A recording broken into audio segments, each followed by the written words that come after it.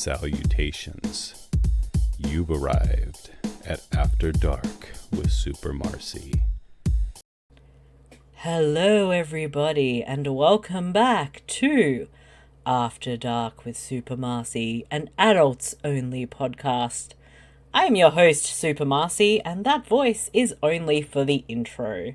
Yes, I am back again. Tell all your friends and listen in. It has been a little while since there has been an episode of After Dark, and I do profusely apologise to the listeners. Unfortunately, life has been a little crazy this year and have not been able to get this podcast back on the road until now. Things are finally a little bit better, a little bit easier to schedule and watch things and do my research for this very informative podcast. I am not alone for my podcast. I have a very special guest, a first-time guest on After Dark, I believe. It's a good friend and somebody I have done many awesome podcasts with. Please welcome Tony Michas from ImprintCast. Hello, Tony. Thank you for joining me.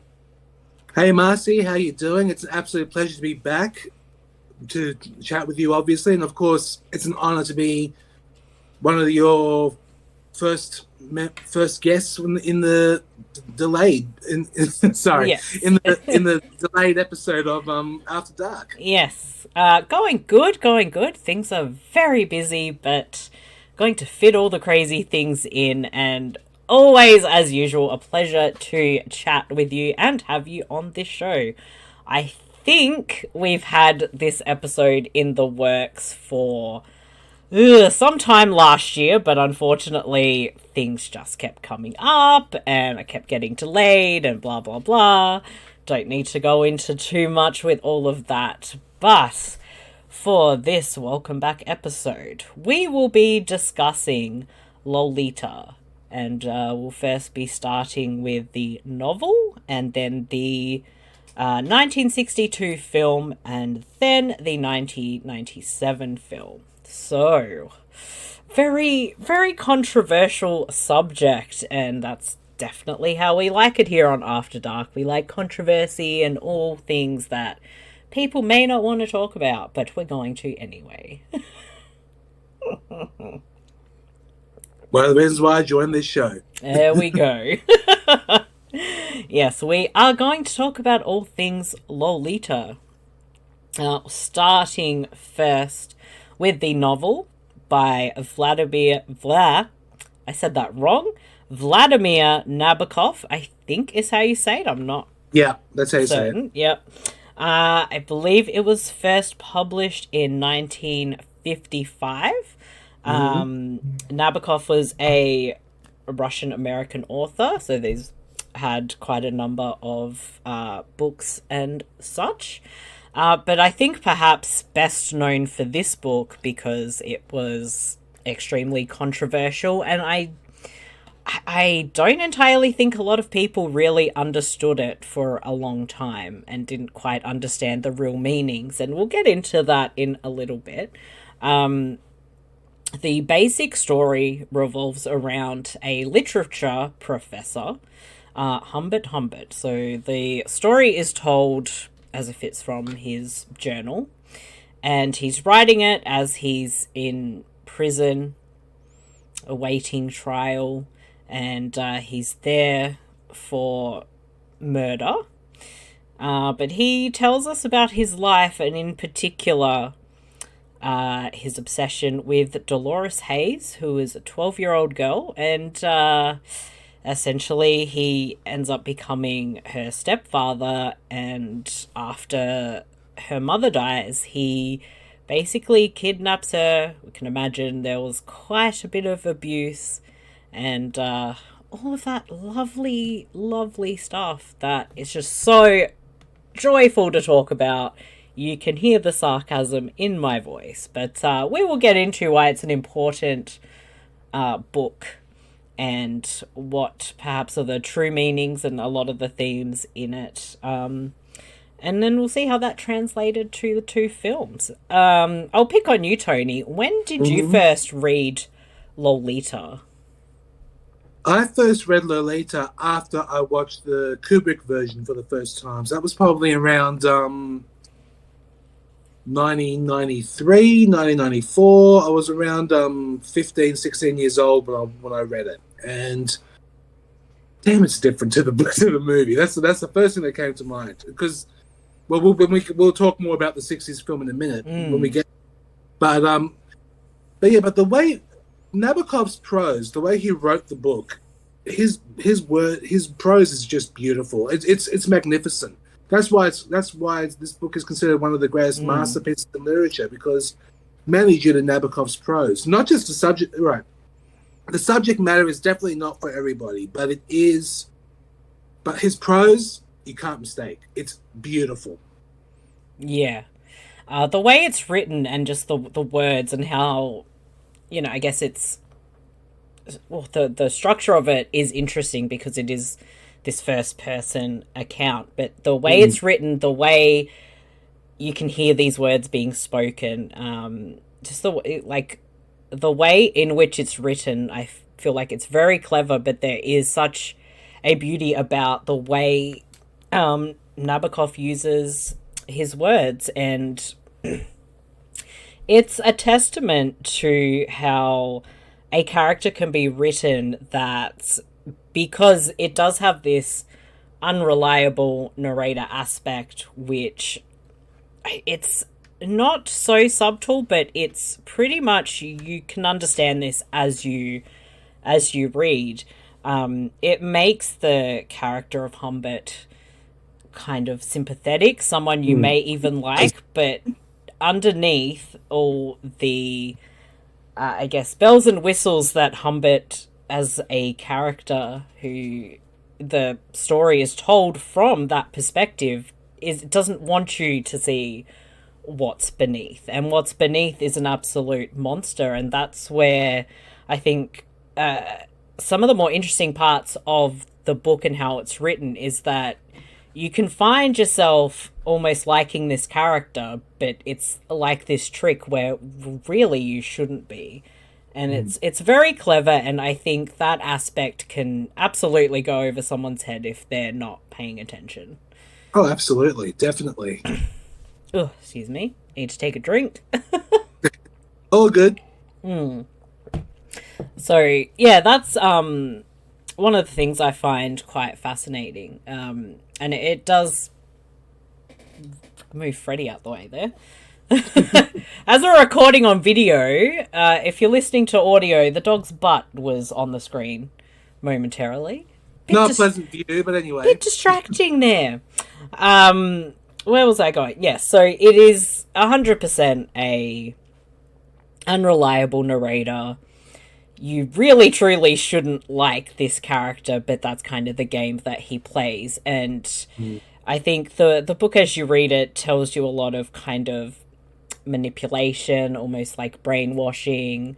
It says a lot about themes like that are certainly there, but it might be something you need to look a little deeper. I don't know if that's something you picked up on reading it, or whether you kind of had this or worked that out on a different read, because certainly I didn't get into more of the depths of that until I read it for a second time, because I think much like yourself, I was probably around 14 or 15 or so. Yeah. Well, I'm like you, Marcy. That's how I felt when I first read it. But the second time I read it was actually when you asked me to do the to read the book for this show. And I read this book. I read it once, and I listened to the audiobook as well. I heard the story and read the book, and of course the audiobook was narrated by Jeremy Irons, and it was just a perfect narration. Now, from what I saw from the second time reading it, you're right. He does look like a sympathetic character, because it does give you a new meaning of how his infatuation with younger girls came to be in his head, because he was in France, and he fell in love with this girl named Annabelle, who was, I believe, 12 or 14 years old, and he was a young man himself, I think around 16 years of age. They fell in love. She died of typhus, and ever since then, I think, for me, and this is how I saw it, in his mind, he will always be that 16-year-old boy who will always fall in love with someone younger, because he doesn't know, because that first love with Annabelle when she was 12 or 13 or 14, whatever the age was, it stayed with him permanently. It's always embedded in his mind, and it will always be the 16-year-old boy that we know. And but ever since I can understand from other people's perspectives how the how can I say this, how much of a pervert Humbert is, but Humbert himself doesn't see that, because in his mind he's still a teenager. That's how I see it anyway. Yeah. And, I know a lot of people have different perspectives of it, but that's my perspective, because he was traumatized as a young boy who fell in love, lost his one true love at a younger age from typhus, and damn, ever since then he's been stuck at the age of 16. I'm just going to say 16. I think we'll go with that sort of in his teens. But yeah, absolutely, it's something. And as you do go through like that early part of, why he is the way he is, or his explanation of it, it's like, once he lost the girl, he kind of himself was almost like stuck in that kind of age, and that's he kind of puts that across himself. So I think that's something that's definitely there, and you do get a lot more of this in the 97 film, which we'll get to in discussion. But yeah, I think that Humbert might be one of the more interesting characters that I guess is out there, because it is a very complex story, and how that character is written, because it's from his perspective. But if we were looking at it not from his perspective, it would be a very different story. Absolutely. So it's almost like giving this voice to somebody who's absolutely the scum of the earth, and it's almost like that understanding that someone does these horrible things, but in their mind there is a justification for it, and in his case he blames it on that particular incident. So there's a lot of layers and a lot of interesting things like that within the book. And See, the book was written, well, as you said, it was written from his perspective, but it is also a deathbed confession for the jurors, because he always writes in the book, in his confession, I should say, ladies and gentlemen of the jury, and all that. And, so it's definitely his deathbed confession about what happened in the events of the story. And of course, then we meet, we go forward in time, I believe 25 years or so. We get introduced to two main characters, Mrs. Charlotte Hayes, and of course her daughter, Dolores Hayes, who of course we know as Dolly, Lo, and of course, but he will always call her Lolita. So, but then that's So and that's when his. Sorry, you keep going. I don't know why I spoke. That's okay. That's okay. I was just gonna say, and ever since he saw that first image of Dolores, his memory of Annabelle clicked back into his mind, and then all of a sudden, he's now back to that 16-year-old kid who's in love with a 12-year-old girl. And from here on in, that's when everything starts. Everything really does start.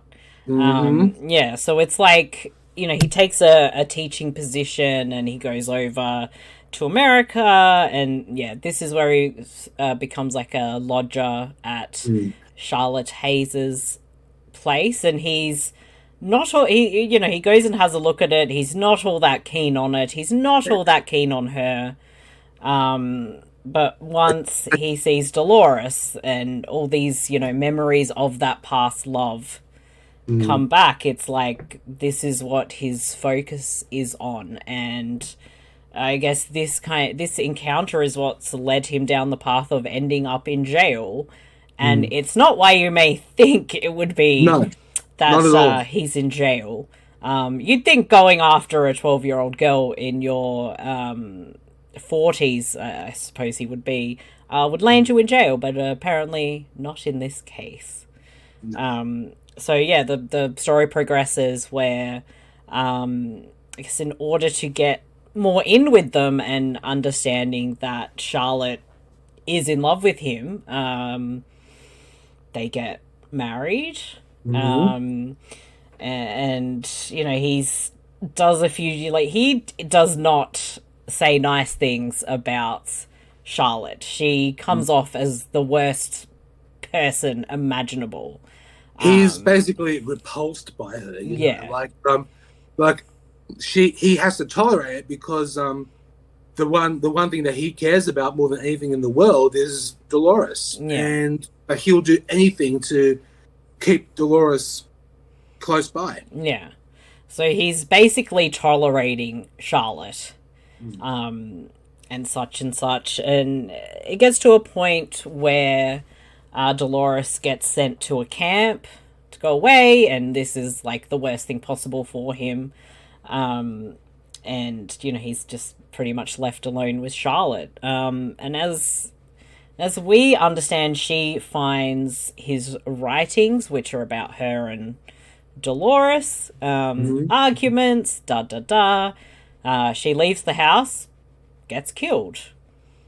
So if this is from his point of view, like, okay, maybe that's what happened. She could have died a other number of ways. Maybe he killed her. Maybe, you know, we don't know. This is just how he tells the story. So once that happens, she's passed away. So he, and in the book, he's the only one to refer to her as Lolita. That's his private name for her. Yes. So he goes to pick her up, and then it's a road trip because clearly he doesn't know what the hell to do. He doesn't tell her straight away that her mother's died. And I think it's across these travels where the other character in the story shows up, which is Claire Quilty, who is kind of I guess you could say it's the two sides of the same coin kind of character to Humbert. And as we learn through things, Dolores was in love with Quilty and had said that's the only one she ever really wanted. And he also is a middle-aged man who likes young girls. It seems from this, the way that Humbert speaks about Quilty, is that we get the impression Quilty is not all that shy about that part of himself, whereas Humbert will do everything to hide it. So from what we gather, basically Dolores was seeing Quilty on the side during their travels, because there are points where he says they get noticed, there's someone following them. They settle down for a while where she goes to school and Quilty comes up again. So they do a performance that he's written, and you know, things just take that very downward spiral where eventually Dolores goes away, or we could infer was kidnapped again by Quilty, and then Humbert spends his time just never understanding, never realizing what happened.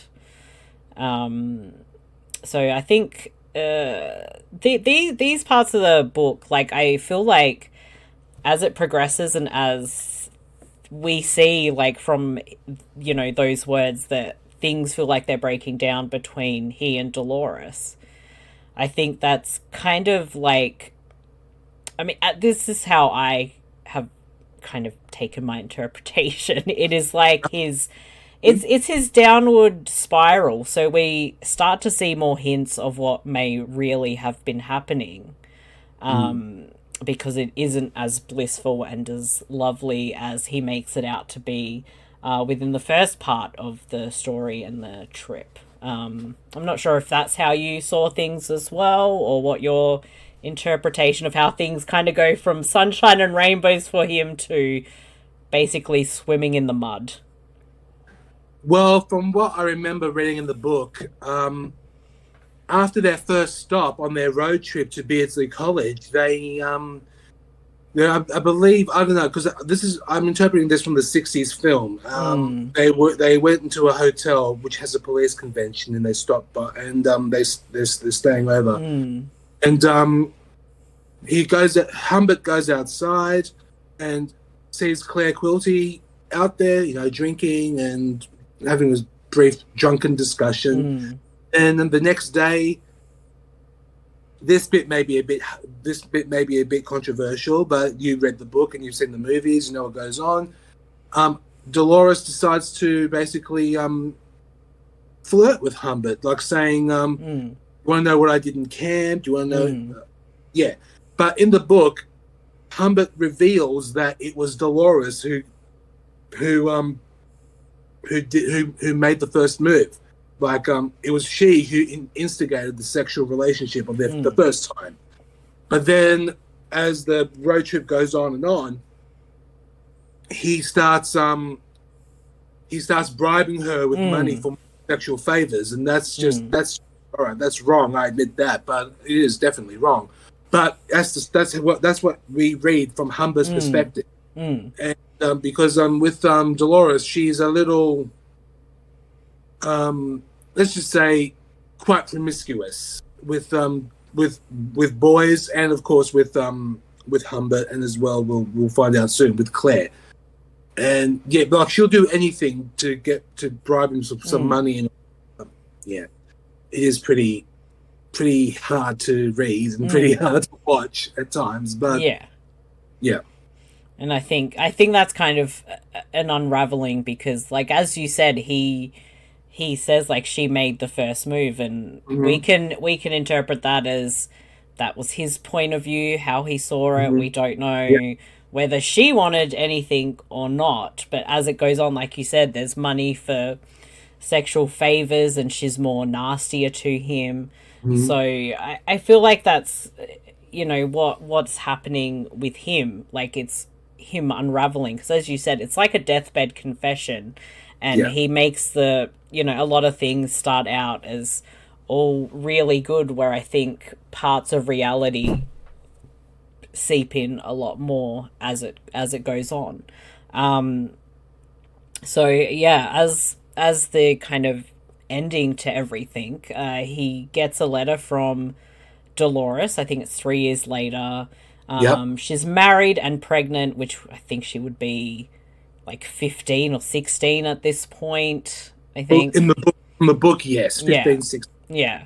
And this would be sort of, I guess, written from the point of view of, it was published in the mid-50s, so maybe 10 years prior, I suppose. So they need money, they want to get out of where they're at and such, and he goes to see her and ultimately finds out about Quilty because he didn't add up all the dots, I guess. And she explains, like, what it was. She was in love with him, and blah blah blah, and she said no when he wanted her to do more things she wasn't comfortable with, which were like being filmed with people or something. We'll go with that, because it's been a few weeks since I finished the book, so I've got to trying to struggle to remember a little bit. But well, basically what you said was right. Yeah. Quilty took Lolita to New Mexico, I believe, and then in his mansion, he wanted to portray, make some dirty film, an art movie, as they said, and of course she wouldn't have anything to do with it. So Quilty kicked her out and was on her own. So it kind of goes kind of back full circle with how this is written, whereas she was madly in love with this man who really in the end couldn't give two shits about her, Whereas Humbert is madly in love with this young girl, and from what it seems like now, and after what she would have been through, she probably really didn't give two shits about him either. No. So it's kind of this cycle, but we also see, like, Quilty is portrayed to be so disgusting and evil, and Humbert really hates him, but we also can discern that Humbert really hates himself because he knows that he is the same as Quilty. So it's an interesting and complex book, and there is a lot to unpack. This was like my reading. This was my third time reading it, and I definitely got so much more out of it than the previous times as well. And that, I think that's the beauty of literature, is you can get something out of it the more you read it. That's true. Yeah, I mean, it's a book I would not hesitate to be like 5 out of 5 stars. Oh yeah, it's a 5-star book for me too, hands down.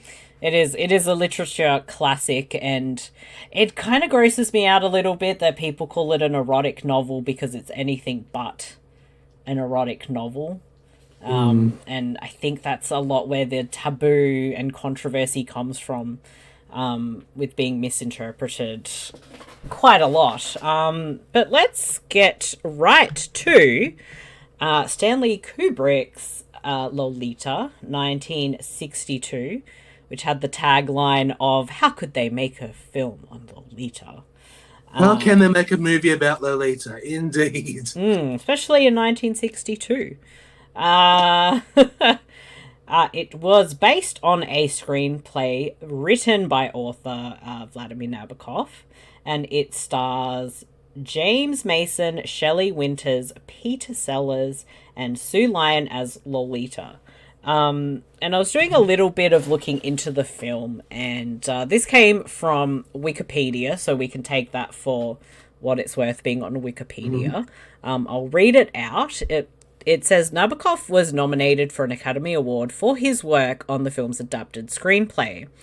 Although little of his work reached the screen, Stanley Kubrick and James Harris substantially rewrote Nabokov's script, though neither took credit.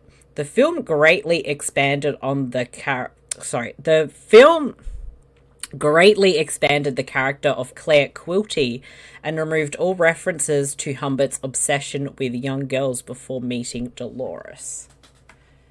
So a little bit of context to how this film came out, if that is the case, and definitely seems like the case, because there is a fuckload more Quilty, and I was not fucking happy about it. To say the least. All I get from you was messages, "Oh, for fuck's sake, Peter Sellers is pissing me off." He's so awful. What is going on? You know what's funny, though? As I mentioned to you before, the critics loved Sellers as Quilty for the movie. I thought, well, look, I can see how they can love him. He's a character, definitely. But they definitely did add more Quilty to this version of the movie than they did than the book.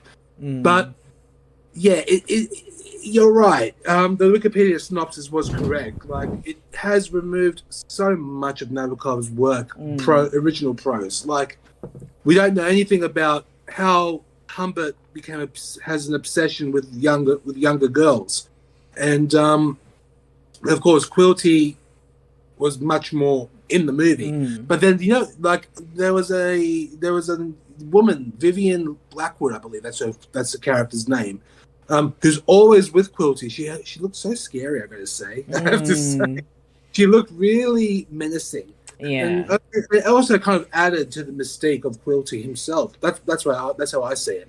Yeah, yeah. But to me, but of course, the major change they did in the movie was they made Lolita 14 instead of 12. Yeah, so she's a little older, which you can understand for the time and absolutely what the story tells. Yeah. And of course, they found Sue Lyon, who played Lolita. I thought she was fantastic in the movie. She did a job. She actually won a Golden Globe for Best Newcomer for her performance in Lolita. Yeah. Well deserved, I have to say. Oh, definitely. And of course, Shelley Winters as Charlotte. Oh, you gotta love her. You gotta love Shelley Winters. I adore Shelley Winters. She did, like, I think, Peter Sellers aside, the performances, I think, are all very, very good. Sue Lyon, I think, did a great job, and it's a very hard task to play this character.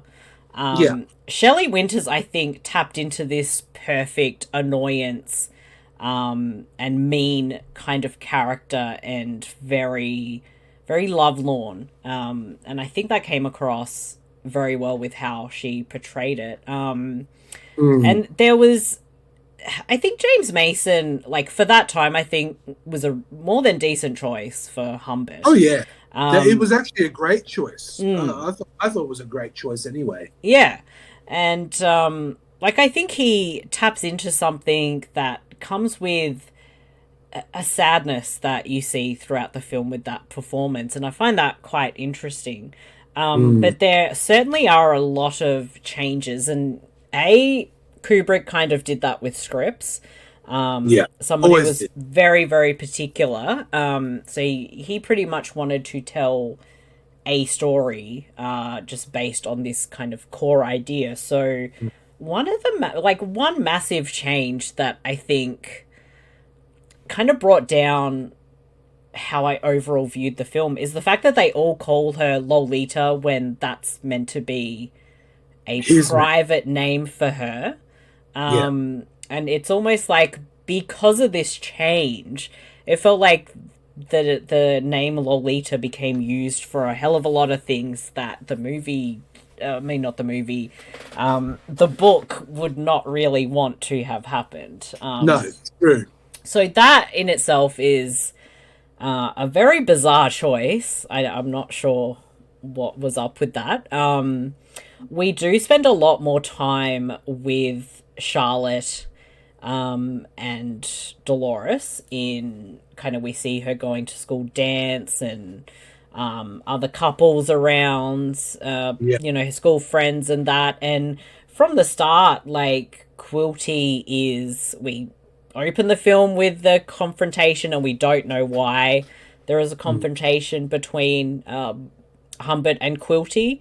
So I think that's an interesting way to begin the film. But as soon as he starts talking, I don't know. I found him to be irritating and not at all what I imagine Quilty to be like. It almost seemed to be a little bit too humorous for something that's not really humorous. There is a dark comedic aspect in the book at points, but this isn't that kind of film, so I felt like he just stood out as something that just didn't work, which therefore I found quite annoying, because he does show up later in the film as Quilty, but playing a, like, German doctor. Dr. Zeb. Yeah, Dr. Zeb, and it really threw me out so much. I'm like, this really isn't the movie for this. But no, it's not. It's not. But then we have so yeah, with the Quilty thing, he's still the same, like, character, but he knows Charlotte, or Charlotte knows who he is more because he's quite famous, and so they kind of established that Dolores and Quilty would have known each other and been aware of each other. So there is a bit of that, which I don't necessarily think was a bad thing, but we sort of keep seeing Quilty quite a lot where I don't think we needed to. So the first half of the movie is essentially like before Charlotte dies and then after Charlotte dies. So we get the second half is more of that road trip stuff, and it does kind of unwind in a similar way where it feels like their relationship is if you want to call it that, kind of becomes undone, and Yeah. in a very similar way. So there are things that were sort of still there from the book, but it's still a very different film from that book. Like, I don't think it does the best job of kind of portraying that Humbert might not be the most reliable person in the world.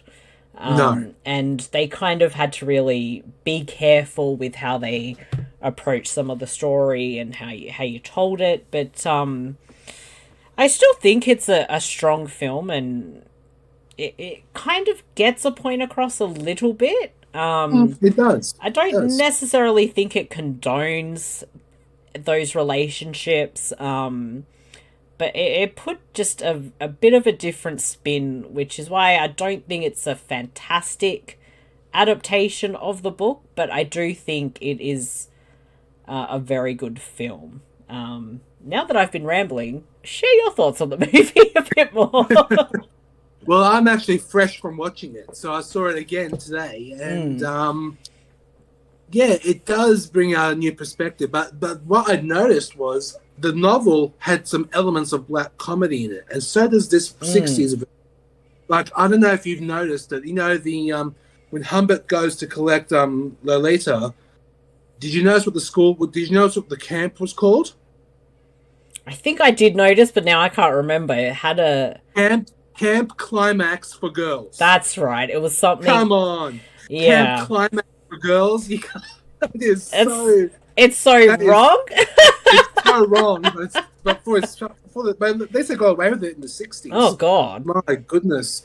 But this film was like, it was my early introduction to Kubrick as well, because I was going through a Kubrick phase when this came out, because I turned 18 and I saw his masterpiece, in my opinion, A Clockwork Orange, at a midnight screening in George Street in Sydney.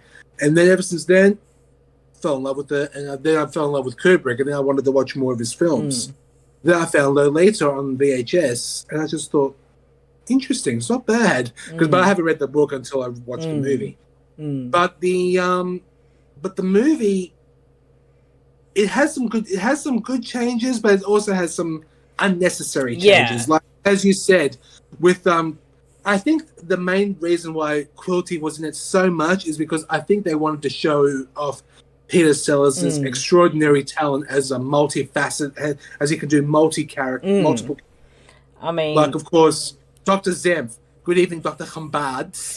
That's not in the book. All of this stuff with him, like, to add to it, and I think it would have worked better if we had less. He had this mumbling and and just so much. Like, I don't think Peter Sellers was a bad actor by any means. No. I felt like his performance was for a different film. And as I said, there are darkly comedic things in the novel. And I know that they were going for kind of maybe not as dark, but have those comedic elements. No. But I feel like Peter Sellers at times thought he was in a straight up comedy, and he was just way overdoing it when I don't think we needed that. And this I agree. Other doctor, but I feel like, A, it was to show off Peter Sellers, but I think B, it was kind of to have like the two sides of that same coin kind of man that is in her life, and to kind of really, maybe explain things a bit more, that he's around so much and, so things like that work for it, but Peter Sellers, I wish he knew what movie he was in when he did this. I know your feelings towards Peter Sellers for this film, definitely. But we can't forget James Mason's incredible performance as Humbert. I thought he was really, really good in it. He was charming, suave, sophisticated. Of course, he always said, "I'm a man who shaves twice a day." Oh God, I'm lucky I shave once a month. But I actually shaved today for this occasion. Very lovely. No, but honestly, it was James Mason as Humbert was really good. But to me, the star performance was Shelley Winters as Charlotte Hayes. you could see the frustration in her face. Dolores, Lolita, she's always frustrated, but you can tell she's like a nymphomaniac herself. All she wanted to do was just have sex with Humbert, but of course he doesn't want that. He just wants Lolita. But Sue Lyon also, you can't go wrong. She was really good. I really enjoyed her performance as well. But she can be very bratty at times as well, especially after that dance. That's non-stop loud screaming of that screaming fight. Yeah. Crazy. I think both of them just have they bring fantastic performances. They do. Because it is a very, the mother-daughter relationship is this view from somebody, and that absolutely was translated for it. So, and we have to remember, they did age up Dolores, but, she still is that kind of, between, being a teenager and, in that pre-teen-esque thing. So I feel like some of her bratty behaviours are more in line with that, whereas I think once you're kind of 14, 15, you don't do that as much, but I could be completely wrong. Maybe I just wasn't a shit teenager. I don't know. But I feel like her performance was really well done. And yeah, Shelley Winters was she was probably my favorite performance in the film. I just think she really delivered what she needed to and did it very well. And yeah, James Mason, I think, was a very strong choice, and it would have been a difficult role to do. But again, as you said, Humbert, as he sees himself, needed that kind of suaveness, and he brings all of that, so you can see how he would see himself like this, I guess. And you see that he's all charming, and that's why Charlotte's falling for him and all of that. But then when it gets to the more tough stuff and he's, in that really obsessive point, I think he handles that really, really well. The hospital scene when he works out she's been taken or gone with someone else. I think that was handled very, very well. And of course the last meeting between Humbert and Dolores, whereas she's just happy to get money, and he pretty much feels like this is a love. He really loves this person. That's what he's feeling and saying, and it's not going to happen for him. So I think with all the layers of that performance, I think he did a great job. Oh, absolutely. But also we have to keep in mind, this was 1962. And the film censorship board at the time was, believe it or not, the Catholic Church. They had a big deal with censoring movies for that time. And of course, the multiple changes. I believe that main change was because of the censorship from the Catholic Church. Kubrick himself said, if I knew there were to be so many changes, I wouldn't have made the movie. And yeah, it makes sense in a way, because back then the Catholic Church had a say in everything, what they released in the film industry. Yeah, so, I mean, again, you understand what time it's from, censorship issues, The film is what it is. It is. I still think, I mean, I might have shit on Peter Sellers' performance in it a little bit. A little bit. A little bit. There are other Kubrick films where he gives a far superior performance. I will just leave it at that. One film in particular, absolutely. Yes. But yeah, I think it is a great film. There's a lot going for it, and it does have that bizarre Kubrick style. It's beautiful to look at in many ways. Great performances. I don't think it quite as successfully told the movie as it could have. I mean, from the book as it could have. But again, more like this was Kubrick's version of it. So my rating out of 5, I'll give it 4 out of 5. 4 stars for me too. There we go across the board. All good so far. And to the final thing up for discussion. And now the ultimate to me, the ultimate edition, the ultimate moment. Yeah. Now, for me, being a part of ImprintCast, I have to say this has also been released by Imprint Films. It's now out of print, wisely, of course. Excellent. And Marcy, please go ahead. What are we discussing now? I would say get your copies, but it's out of print, so you have to find it. My one's right here. Mine's on my shelf in the other room. Yes, you bet your ass I pre-ordered this one. So Lolita from 1997, which was directed by Adrian Lyne, a screenplay by Stephen Schiff, and this one stars Jeremy Irons, Dominique Swain, Melanie Griffith, and Frank Langella. Now, despite the not having been based on a screenplay by Nabokov, this one is a far more, I think, faithful adaptation of the novel. Absolutely. And I think it's massively in thanks to a lot of factors, I think. I think the cast are just so perfectly chosen for each of their roles. It follows basically the same kind of structure as the novel, where we get those direct passages read so wonderfully by Jeremy Irons as our narration. And it's hard not to think of this film when reading the book to picture like him as Humbert, because I think he just more than got it so right. Listen to the audiobook. It's narrated by Jeremy Irons. I really want to listen to it just for that reason. You will love it. It is incredible. Like, I read the book as normally reading it, and then I heard the audio version, and oh my goodness. The audio version puts it to another level, especially with Jeremy Irons' reading. Oh, incredible. Couldn't get more perfect than that for an audiobook. So true. Yeah. And this film, like you said to me earlier, like, it's just very bleak. And at the end of the day, that's kind of, I think, the point of it. Yeah.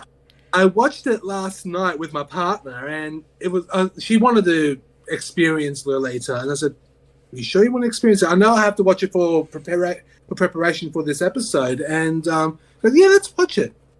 Fine, let's watch it. Oh boy, was she depressed afterwards. And I understood it, because it's definitely not for the faint of heart, this subject matter. And of course, with this version being way more faithful to the novel, like, she understood Humbert's perspective, because in the novel, as I said about his love for Annabelle, it shows it in the 90s version, the beginning of the film, which is brilliant, which I was happy with. And then, of course, we jump to, of course, Charlotte and Lolita, and then we go from there. Yeah.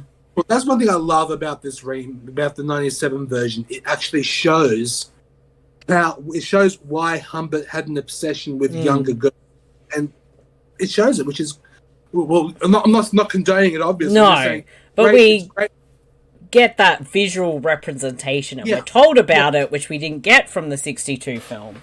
No, that's right. And it adds a lot more to the story. It does. When you're trying to understand this character. Of course, absolutely. Yeah, so it's done very well. We get to see, from his memories, this relationship he had with Annabelle, and how her death kind of had that impact on him.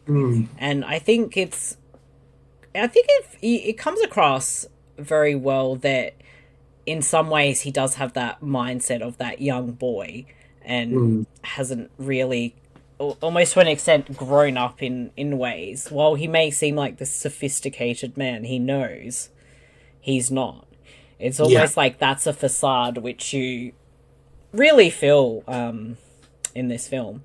And what is quite different with this film is we end up spending a lot less time at the house with Charlotte. They're on the road very quickly in this film. So all that stuff is very brief. And Melanie Griffith's performance is very different to Shelley Winters. It's It was very, very different. Charlotte still does not come off well, but there is, like I said with James Mason's performance, how there was a sadness. I feel like with hers, there was a definite sadness there that was portrayed. That, you know, we really do get to see, you know, between the scenes of her trying to flirt with Humbert or telling off Dolores, and all of that. And in this version, like, yeah, that name Lolita is pretty much just what he calls her or refers to her as. Yeah. She's Lo or Dolores for most of it, or for everybody else. And it has, like, I don't know how, like, I'm explaining it, but we know it's set, like, in the 40s, but it really feels like it. Like, it has this... Like, it really just has that feel. I don't know how else to explain it. Like, you see films set in the past, they don't always capture that feel, but I feel like this did. It did, yeah. I think it did that really, really, really well. And, yeah, as we get onto, like, that road trip, we get a lot more kind of their interactions, and they are more explicit than you would have got in the 62 version. But making... Well, oh, sorry, you go. All I wanted to say was, let's just put this out in the air now. As you say, explicit, which is true. It's much more explicit than the 60s version, but nothing is shown. It's all implied. Nothing... Well, there are some flash moments, but nothing really extreme. Yeah, for anything where they showed... like body stuff for Dolores, it was a body double. Always a body double. That's right. Things like that. So, you know, they took all the precautions from what I understand. Yeah, they did. To do it, but yeah, it's not as subtle in this film at all. Not at all. And it is meant to make you uncomfortable because what you're watching is not meant to be okay. No. Definitely not. No. And in this version, Dolores is that same age as the book. And things pretty much go the way that the book does. And I feel like the way that it was, like, filmed and edited, we really do see, like, Humbert come undone. Maybe a lot better. And you really feel like you are starting to see half-truth in his story. Because, yeah, as it goes on, like, the behavior between Humbert and Dolores, like, in the book and in the 62 version, it does go downhill. I feel like it was just a bit more impactful here. It was more impactful, as you see this, and I feel like you start to... There are points where I feel like you're questioning, like, how much is he making up to look better? And more so, I feel like it's easier to question, like, I don't really think she would have come on to him, and this is his story, how he's told it, and that kind of thing. So I think it really expresses a lot of what is in the book very well. To the screen. And a big thing that needs to be addressing is, we talked a lot about this character with the 62 version. Quilty is a character we barely see. He's like the shark in Jaws. That's an interesting way of putting it. The way I would say it is, he's like a brooding, a menacing presence throughout the whole thing, throughout the whole second half of the film. And Frank Langella's performance is amazing. He did exactly what it was, how Quilty was portrayed in the novel. Wasn't expanded like it was in the 60s version, but definitely much more. It was menacing. It was menacing, yeah. Yeah, it was menacing without needing a lot of words. that's right. Yes, that's right. Yeah, so we only see him mostly in shadow. Mm. Specific shadow kind of silhouette where she meets Dolores meets him at the first hotel they stay at.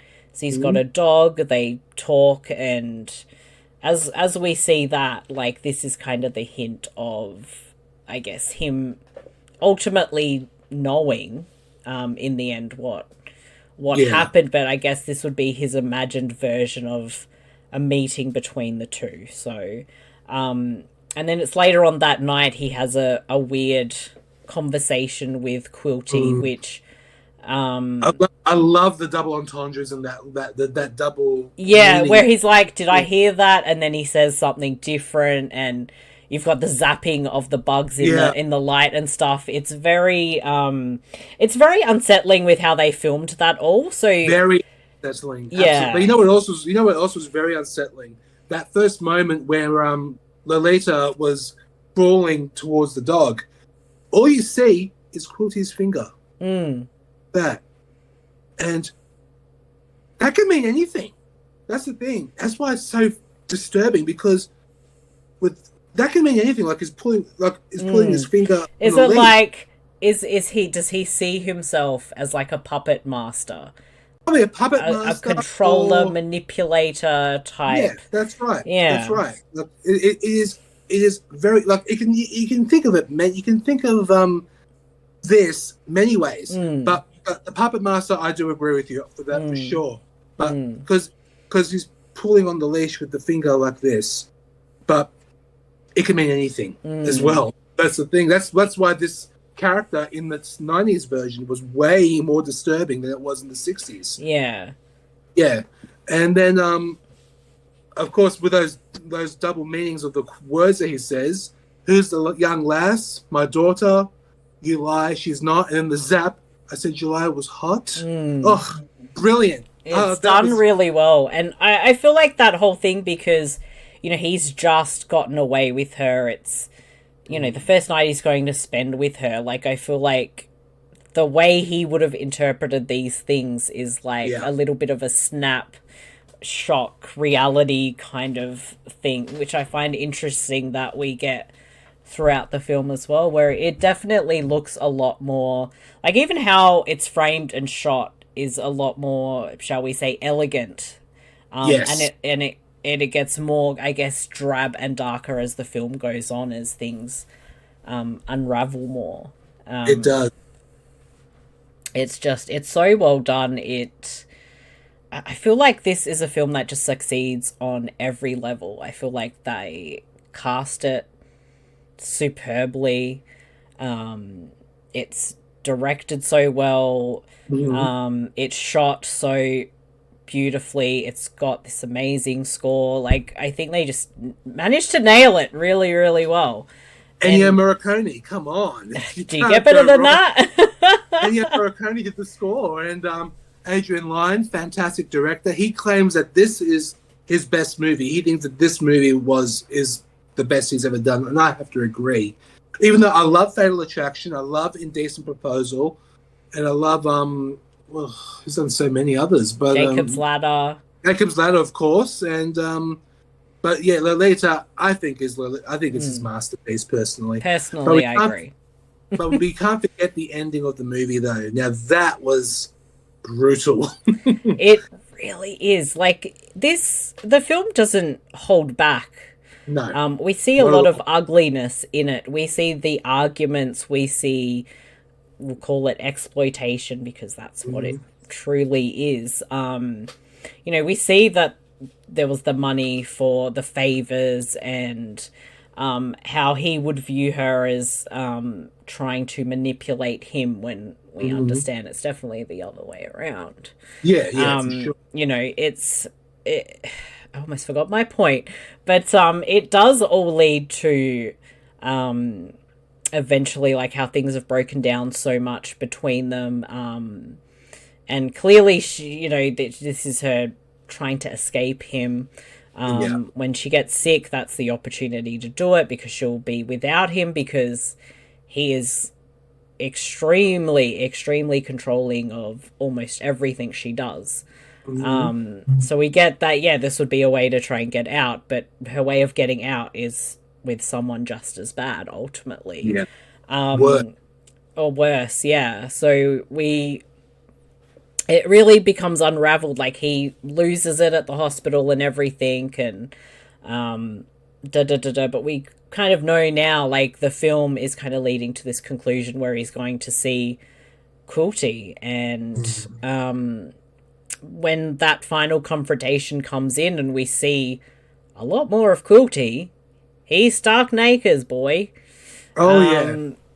But Jeez. we also have to say the line that Humbert says while he's going to Quilty's place was, "Ladies and gentlemen of the jury, I regret everything that happened before this day, but I regret nothing from what happens from this day." So it shows that Humbert now regrets everything what happened with Lolita, and he seems to have redeemed himself in his own way. In his own mind. I guess it's kind of that confrontation, as well as him having, because again, this is like the 3 years later, he sees Dolores pregnant, married at 15, 16, and she pretty much just almost a matter-of-factly explains that exploitation that happened. And it could be that Humbert is trying to redeem himself in some way, being like that he truly loved her, and the things that he regretted, could it be because, she ended up being, further exploited, and seeing how that's just led her to be where she is. It's hard to say, but it does sort of leave these interesting questions. It does. But yeah, that final confrontation, and it's like Humbert has been obsessed with this man who, until he spoke to Dolores, didn't realize who it was. He's been on his mind for, that entire time, whereas Quilty barely even, registers even who Dolores was, because he just tossed her aside when she wouldn't give him what he wanted, basically. And again, it's like that, like how we kind of get it, I guess, in the 62 version, where it's like she was in love with this man who couldn't give a shit about her, and Humbert was in love with this girl that couldn't give a shit about him. So you really, I feel like both films kind of do a decent job of that. They do stuff. Not because I don't want to discount the 62 version either. No, of course not. But I think the this kind of final scene with them two, it's kind of brutal. It's not something you really want to watch. Not easy to watch. Very brutal indeed. Like some gunshots, a lot of blood spitting, and even a blood bubble bursting. So that's very bloody ending, I've got to say.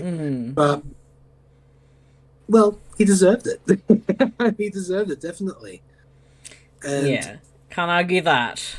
Yeah, then the ending of the movie, the of course the epilogue. How because in the original 60s version, the epilogue said that Humbert died of coronary thrombosis in prison.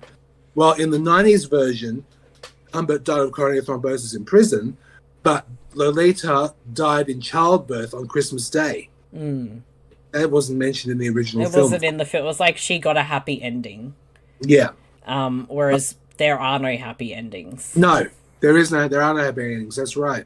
And that's why this film, to me, was superior in every way. Like, it was more faithful to the book. The Kubrick version was good, as we said. We gave 4 stars. But I have to say, this version of Lolita is 5 stars for me. Yeah, it is a 5-star film. It's I think it is one of the top adaptations of a book that just completely gets what the book is, what its deeper meanings are, and I mean, looking at kind of the time it would have been written, Nabokov being, Russian American, and back when he would have been growing up, there would have been a lot of, the wars would have happened, a lot of, things like fascism having taken over, all that kind of stuff that dealt with wars, and you can see like how those ideologies can be very brainwashing, much like an unreliable narrator in this who's trying to, convince himself as much as anybody that a grown man being in love with and having sex with a 12-year-old girl is not a bad thing, when we all know it's a very bad thing. Very, very bad. So there's so much that is in there. And I feel like, the film just really captures everything to do with it. It's not an easy watch. No. But it is a fantastic film. As I said to you yesterday when I watched it with my partner, I forgot how bleak it was. I really did. Like, I've seen it many times. It has been a while since. Yeah. I forgot how bleak it was. But now I've got to ask you a question, Marcy. When was the first time you saw the 97 version?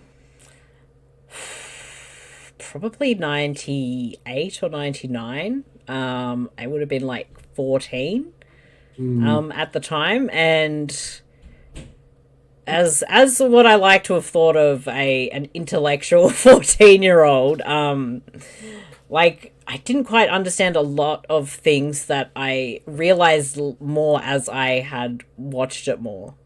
And that's kind of one of the really interesting things. And it was after seeing this that I then got the book. And then I watched the Kubrick version, but I don't know if I'd seen the Kubrick version since I was a teenager, or if I'd rewatched it somewhere in between, but it's definitely been a few years since I've rewatched the 97 version. Was very happy when they announced that last year for Imprint to have it on Blu-ray. Oh, so was I. Have I got a story to tell you about my first time watching Lolita? Well, tell. This was released in 99. This was made, I should say, in 1997. And it was released in America in 1997. But it took 2 years for it to come to Australia. Because it was so they were close to banning this movie. I understand, but still, come on. But they classified it R18 plus, and they re-released it for a small theatrical release in 1999. I was 20 years old, so I could see it. I saw it twice in a week. The first time I saw it with a friend of mine, and we watched it at Hoyt's George Street in Sydney. We loved it. I thought it was one of the most beautiful films I've ever seen. I thought it was amazingly shot and amazingly it was directed. It was incredible. But the second time, oh boy, was it controversial to say the least. The movie was so controversial it had protesters outside the cinema. And I went alone. The second time I went by myself and I watched it. And I had protesters coming up to me and ask me, "What are you watching? What are you watching?" I said, I was still going to say none of your business, but then I just thought, you know what? Fuck, I'll just tell them the truth. I'm watching Lolita. I've seen it already. I loved it. And I want to see it again.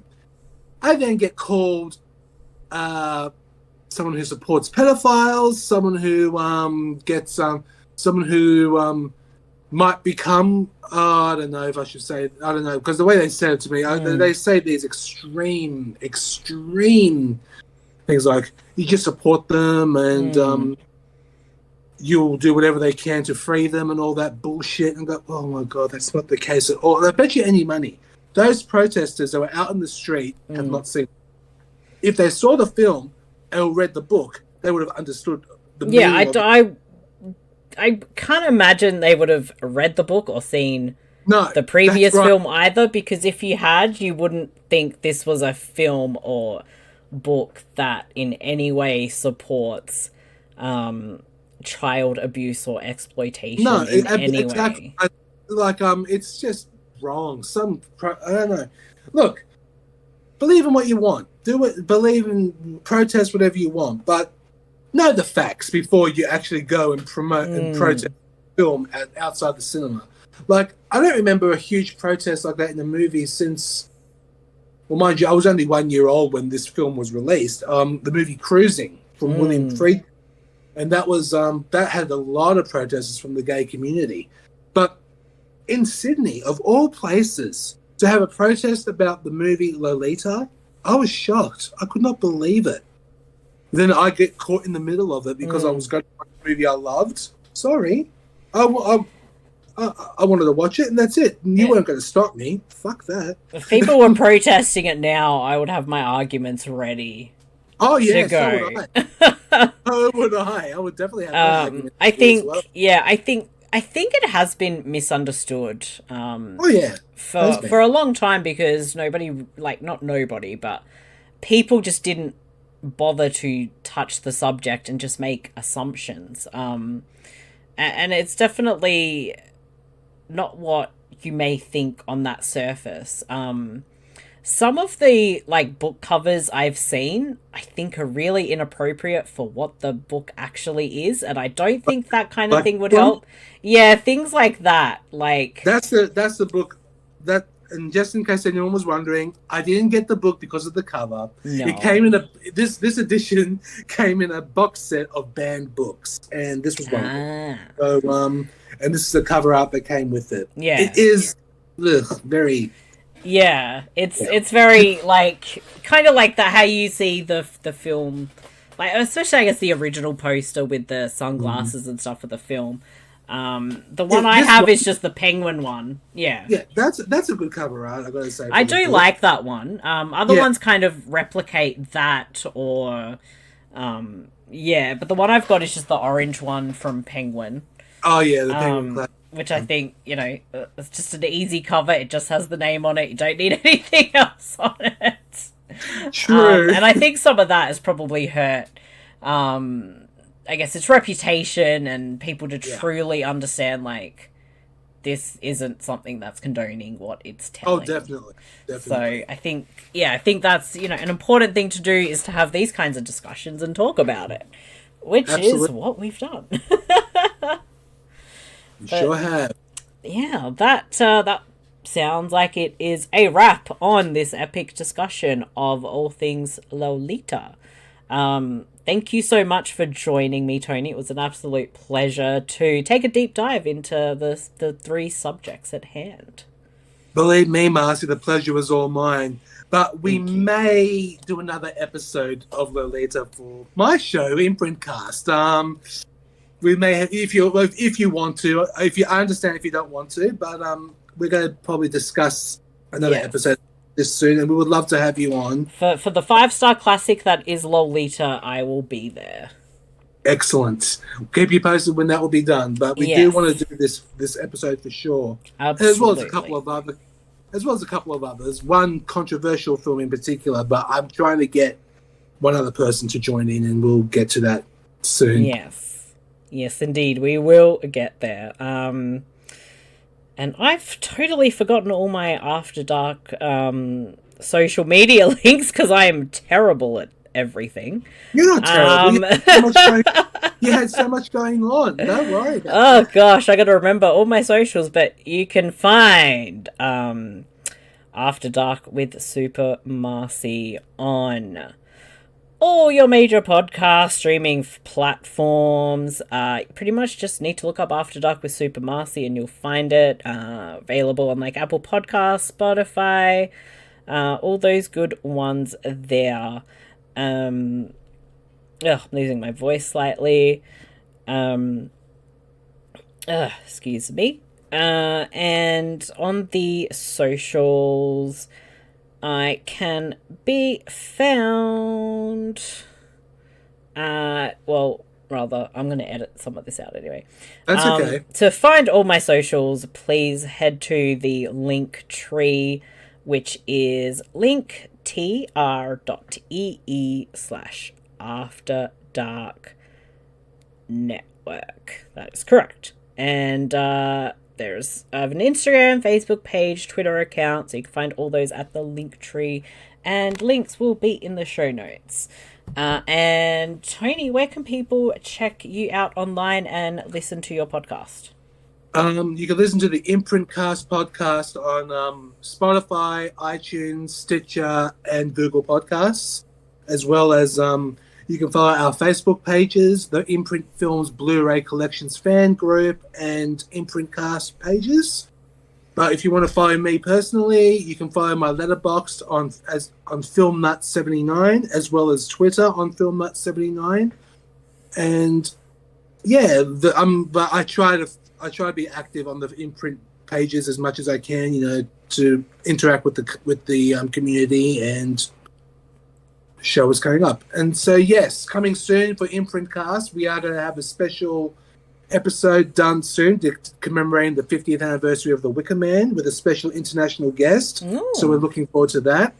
And very soon, Marcy, we have to have you and Bede on again. Yes. We have to discuss. We got to discuss some more stuff soon. And definitely. Once again, Marcy, thank you so much for inviting me to this episode. Looking forward to yes, the final result. Yes, thank you so much for joining me, and hopefully I'll have you back on After Dark very soon. Might even try and get some things in the works, but Okay. I am planning a very special commentary for maybe 2 to 3 months time, which I'm sure you'll be a part of. I think I know the one, but yes. we won't involved. I don't think spoil it yet. We won't mention the title, but Yes. I'm in, definitely. Absolutely. But should be back with episodes every couple of weeks or so, with lots of various topics and subjects.